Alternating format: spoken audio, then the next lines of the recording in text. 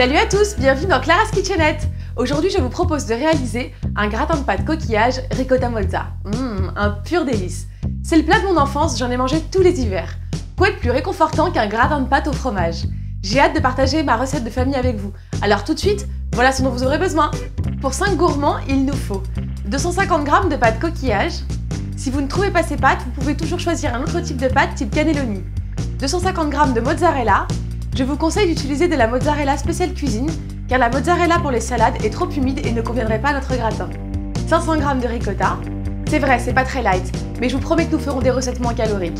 Il faut se faire plaisir de temps en temps. De toute façon, tout est une question de quantité. Un demi-litre de sauce tomate qui équivaut à 2 verres. Il est possible d'utiliser une sauce tomate toute prête. Cependant, réaliser sa propre sauce tomate n'est vraiment pas compliqué. Vous pouvez retrouver ma recette de sauce tomate dans ma rubrique Les Basiques. 2 œufs. Une poignée de persil haché, la quantité dépend au choix, mais je trouve que le persil est intéressant car il donne une touche de fraîcheur au plat. Un verre de parmesan râpé. Le parmesan a deux fonctions dans cette recette. Il se marie parfaitement bien avec la farce et la sauce tomate, et il sale le plat. Résultat, nous n'aurons pas besoin de rajouter beaucoup de sel dans la farce. Je vous propose une version très classique aujourd'hui. Cependant, il est possible de faire des variantes. On peut par exemple utiliser de la sauce bolognaise ou encore ajouter des épinards à la farce. À vous de voir! En ce qui concerne mes ustensiles, j'aurai besoin d'un plat à gratin. Aujourd'hui, je me servirai d'un plat de taille moyenne. Cela dépend de la quantité de pâtes que vous souhaitez réaliser. J'aurai également besoin d'un bol à mixer pour ma farce. On passe à l'action? Commençons tout d'abord par mettre à bouillir une grande casserole d'eau. Préparons notre farce. On met la ricotta dans le bol à mixer, on ajoute les œufs et on mélange. À présent, j'incorpore la mozzarella à notre mixture. Je préfère couper ma mozza avant de l'ajouter. J'ajoute mon persil haché et j'assaisonne ma farce avec mon parmesan et une bonne cuillère à café de sel. Il est temps de faire cuire nos pâtes en respectant le temps indiqué sur le paquet. Nos pâtes sont prêtes et égouttées.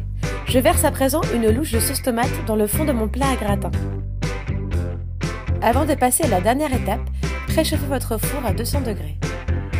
Vient enfin la partie la plus délicate du plat. Il faut fourrer nos coquillages. Servez-vous d'une cuillère à soupe et allez-y doucement pour éviter de trouer nos pâtes. Je sais cette étape est un peu laborieuse, mais vous serez récompensé de vos efforts à la seconde où vous aurez goûté. Faites-moi confiance. Disposez les pâtes fourrées dans le plat à gratin, les unes à côté des autres. Allez, on se sert et on fait de la place aux copines.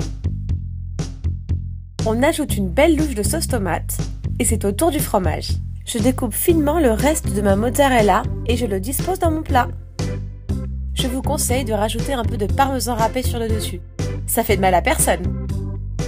Il est conseillé de couvrir d'aluminium le plat pour la première cuisson de 15 minutes. On met notre gratin au four. Bien entendu, si on double les quantités, il faudra adapter le temps de cuisson. On retire l'alu et on laisse notre plat faire bronzette pour une quinzaine de minutes en plus. Ce qui est cool avec ce plat, c'est que les enfants l'apprécient énormément. Il convient également aux végétariens. Voilà le résultat final. Parfaitement gratiné. Le gratin se congèle très bien. Je vous conseille donc d'en faire une grande quantité le week-end par exemple et de congeler vos restes.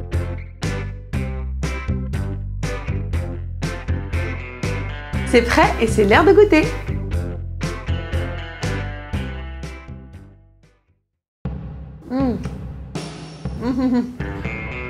C'est délicieux. C'est l'Italie en une seule bouchée. Je crois que c'est mon gratin préféré. Vous devez vraiment l'essayer. Laissez-moi vos commentaires et vos impressions en dessous. Pour ne rien rater de mon émission, n'oubliez pas de vous abonner à ma chaîne YouTube. Et surtout, allez consulter le blog claraskitchenette.com pour la recette et les mesures exactes. À la semaine prochaine!